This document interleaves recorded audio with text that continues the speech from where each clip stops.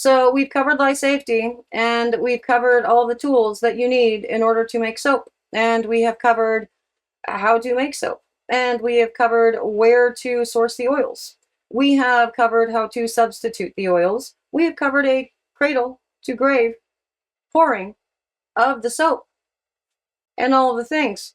And now you are completely equipped to start playing with designs. So that's what we are going to do today.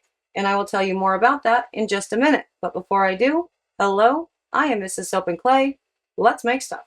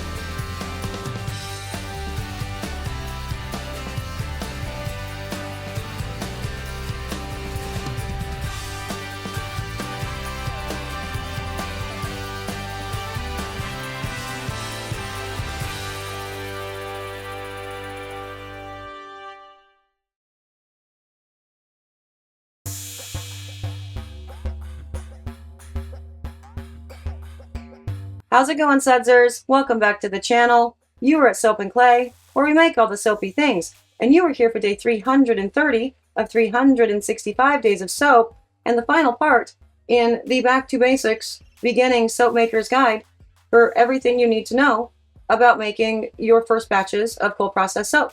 And it's been fun. It's been a wild ride, and I've loved every minute of it. And I hope you have too, because today we are finishing with designs, because now that you know how to do all the rest of the things, it's time to start playing with the beautiful designs that you've been screen capping from the soap forums and Pinterest and all the jazz. Here's one of the problems though. I do daily content and have done for 2 years, and most of those videos are soap related, and I have poured every pour imaginable at least one time, if not several. And there are still sudsers that have been with me from the very beginning that are still confused on how to do specific pours. And that makes sense, because while there are no end of videos doing X pour or Y pour, there's not a lot of explanation about how these pours actually came to be.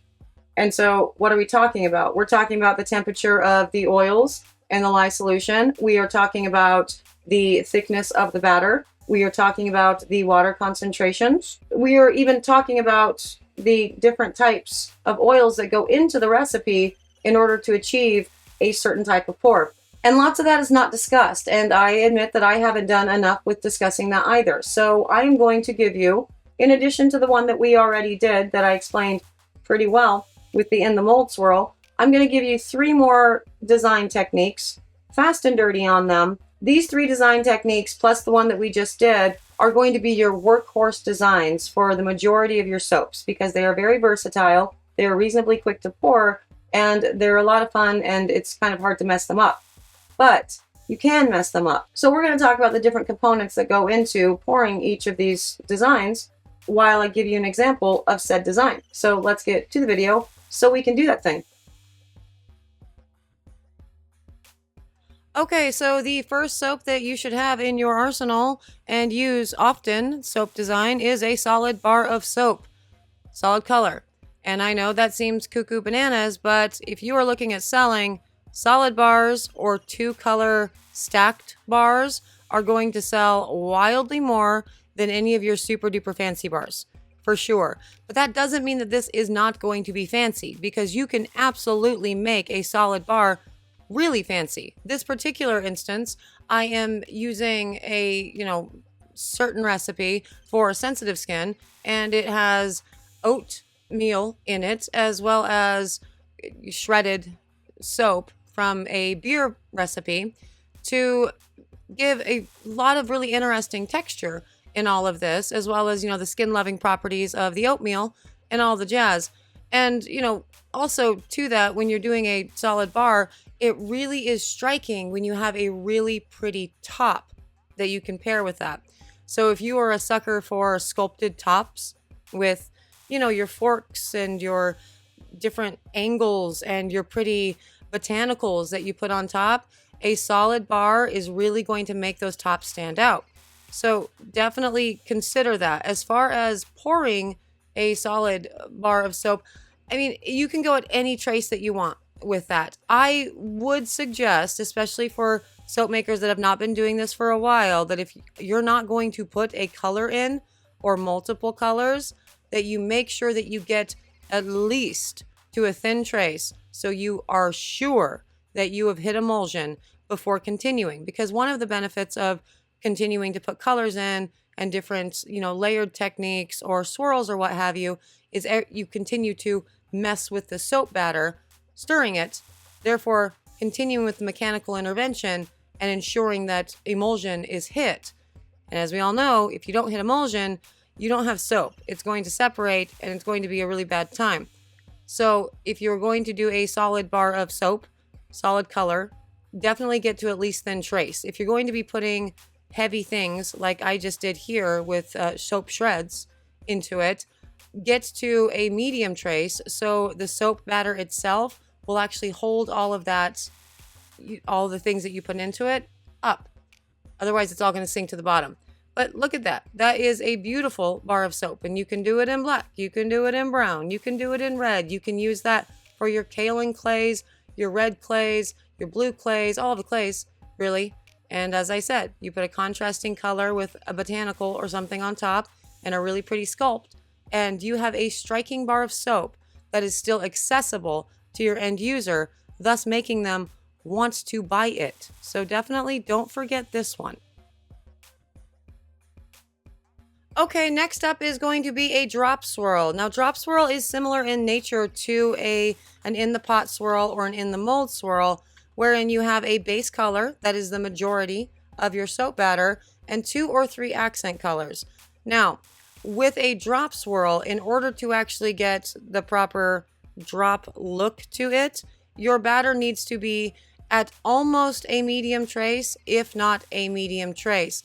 So again, you are soaping or you're pouring past emulsion, so in a thicker batter, in order to ensure that not only the base color itself will hold the colors, but the colors, when you start layering them on top of each other, will also do a cool little teardrop-esque pattern against each other and not just kind of be fleeting and flitting around like we saw with the in the mold swirl with the very beautiful thin swirly lines of color within all of that, but there was no real rhyme or reason or pattern to that. A drop swirl is more of a patterned technique, and it's not difficult. It really isn't, but it really is all about the thickness of your batter. So with something like this, I would soap it at room temperature, so around 90 degrees for both your lye and your oils. And again, make sure that you mix it to at least an emulsion, but then after that, make sure that you mix each individual section of this to a pretty thick, thin trace. So almost a medium trace to make sure that, again, the soap batter will hold up on itself and the pattern will remain. Now, for the actual pour of this, you pour about half of your base oils in, and then you do on separate sides or down the middle and then on this, whatever, just lines of color. Pour it at a medium height, so about 4 inches from the top of the mold itself, one over the other. You see the colors going in there to create a drop in the, bar. After you are done with that, you then very carefully cover it with the remainder of your base color and, then sculpt your top and do your things. You can also put your base color down in layers. So a third down and then do a series, like a quick drop swirl. So all 3 colors, one over each other, just like that. And then a third more down, and on the opposite side of the mold, do the drop swirl again, and then another third, and do it again. I didn't do that with this one. I just put all the drop swirls in at the same time, so you can see. Very cool, drop swirls that exist within all of that. It didn't go all the way to the bottom of the mold, and none of the swirls actually ended up looking wispy.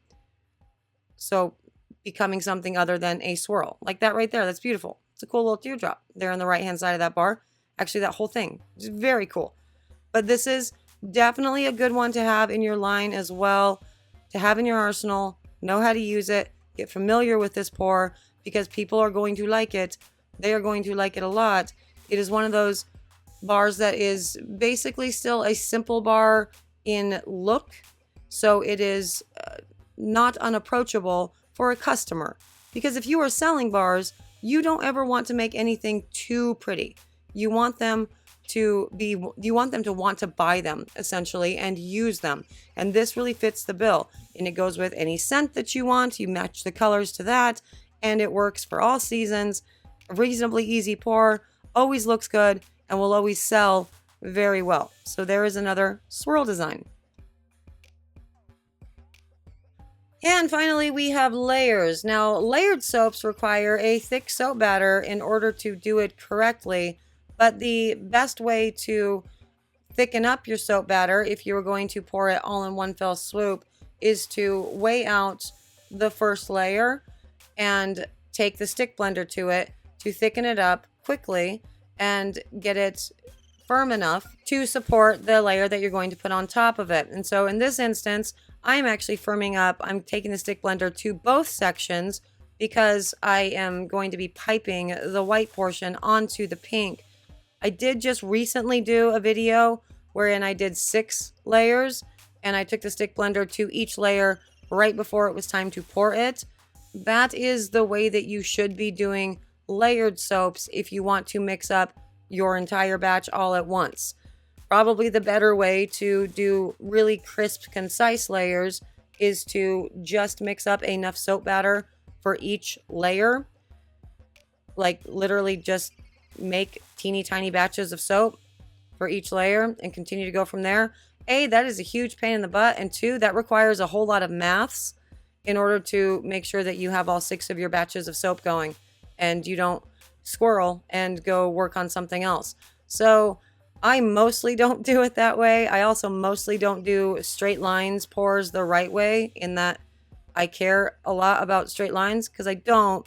But if you want a nice layered soap, you can go 2 layers, 3 layers, 6 layers, whatever.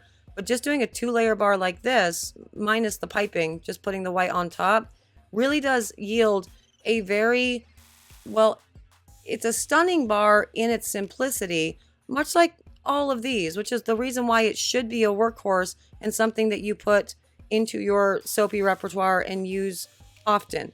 It is an easy pour. All of these pours are easy. They don't take a ton of time. And visually, it's something that customers are drawn to. Again, going back to the whole, it should be pretty, but not too pretty thing. And so very often, too pretty also comes along with very, very time consuming to make. This is not one of those options. I have several bars of soap looking just like this. If you look at the big companies like your Buff City and your Lush and Pacha, their soaps all look basically the same, right? It's the same size, the same shape, usually a 2-color thing like this. So the majority of the soap is 1 color and the top is a white or whatever. And it sells like crazy because, again, these sorts of designs are designs that are easy to make, easy to replicate, and people will buy them because not overly pretty, but still stunning. And I really do think you guys should definitely check out all of those designs. And there they are, 3 workhorse designs that you are going to use the majority of the time. There are definitely some more advanced techniques out there, loads more advanced techniques out there really. But these 3 plus the in the mold or in the pot swirl are going to be your absolute workhorse designs that people will buy and that you will want to continue doing. You won't get bored of. So there it is, some design ideas and how to execute them. Super cool. Thank you guys so much for joining for this, playlist and this Back to Basics series. I really wanted to get something out on the channel, an easy playlist that can be easily shareable for all of the people that know a new soap maker or whatever, or just need a reference point once their brain starts getting too full of the more complicated aspects, that you can easily go back to and just watch to get your refresher or to learn soap for the first time. As I said at the beginning of all of this, I know that I do this in literally every video, and the information that I drop in each and every video that I've ever done will make you a better soaper, will help you understand the process wildly better. But the way that I've gone about it is sort of difficult to manage for a first-time soap maker that's, you know, just started making soap in August of 2022 and doesn't have time to go back and watch 700 videos. So this is that playlist. And if you guys have any suggestions as to what else I should add to the playlist, let me know. That would be awesome. If you have suggestions as to what you want me to tackle next, hot process, liquid soap, bath bombs, lotions, whatever, we can do a little playlist for those too. This was a lot of fun and actually did challenge me a little bit, because going back to basics for a master soap maker is harder than I thought it would be. So thank you for being here for all of this. Sudsers, always a big special thank you to you. You guys are amazing. Each and every one of you. Thank you, thank you, thank you. You rock. I appreciate you. I'm out of here for today. Actually, all of this took a lot more time than I expected with everything, and I'm wildly behind on wholesale orders and fulfilling orders on the website. So I gotta go. But I will see all of you guys again tomorrow for another round of soapy fun. Bye.